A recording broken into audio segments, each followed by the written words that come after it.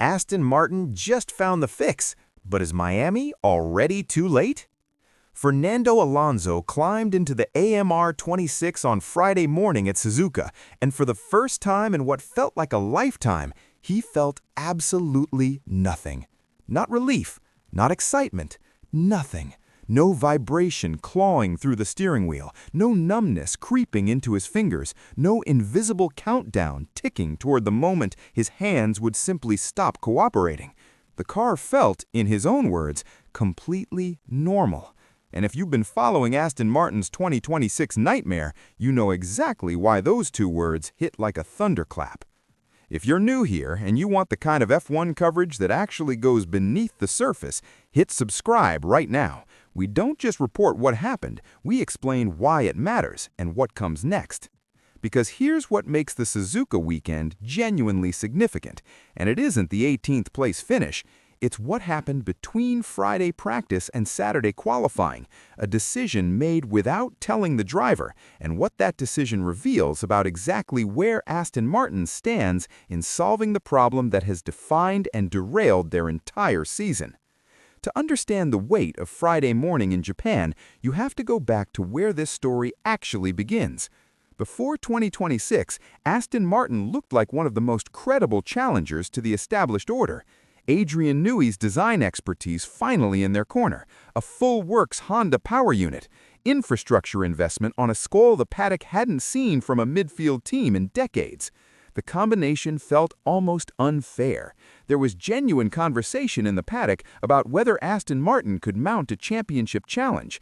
That conversation aged very, very badly. From the first runs in Barcelona during pre-season testing, something was wrong. Both Alonso and Lance Stroll reported high-frequency vibrations coming through the steering column, unlike anything either driver had experienced before. Not the usual discomfort of a new car's setup quirks, something persistent, cumulative, and physically damaging the longer they stayed in the car. By the Bahrain test, the scale of the problem became impossible to ignore. Honda burned through most of their spare battery components in a single session, as the vibrations repeatedly damaged the energy storage systems. Aston Martin arrived in Australia with parts shortage and no real answer. Team principal Andy Cow warned publicly at Melbourne that continued exposure risked permanent nerve damage to the driver's hands. That wasn't a performance complaint, that was a safety statement. Australia, double retirement. China, the same.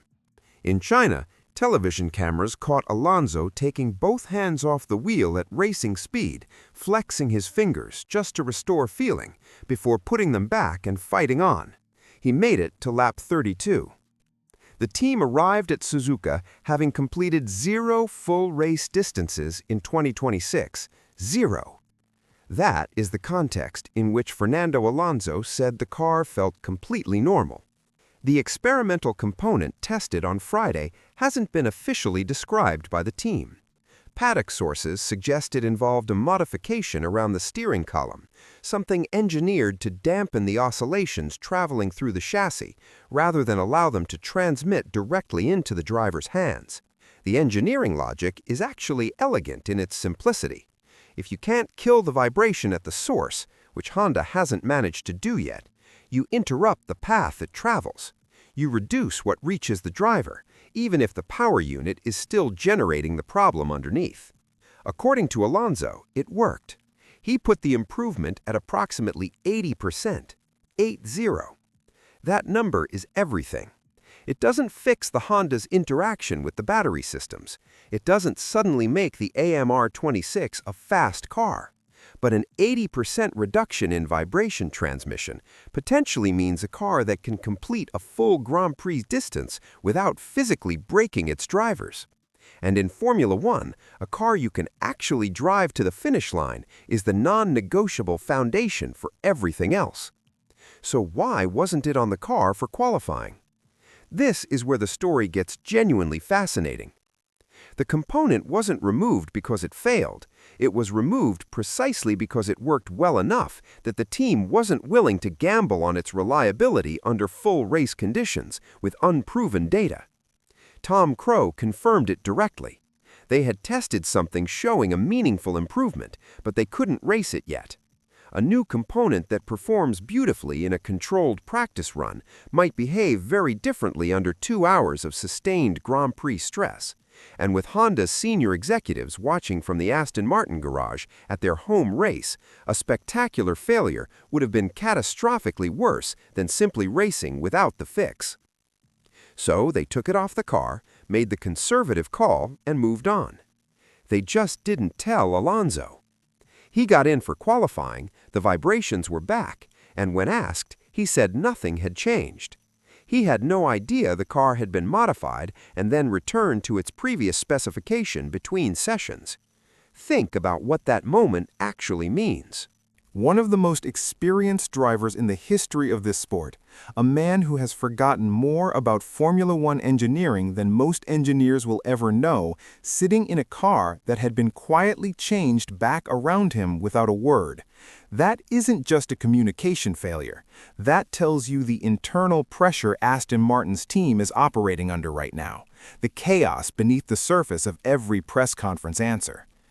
And it makes the 5-week gap before Miami the most critical period in Aston Martin's season so far.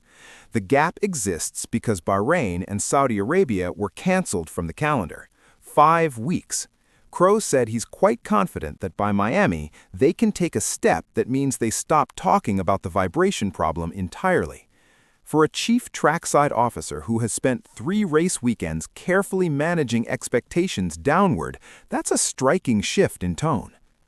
Honda is doing their part. Shintaro Ohara confirmed that the data gathered during Friday's practice at Suzuka applies not just to the driver comfort question, but to the battery system vibrations that have been destroying components since testing began.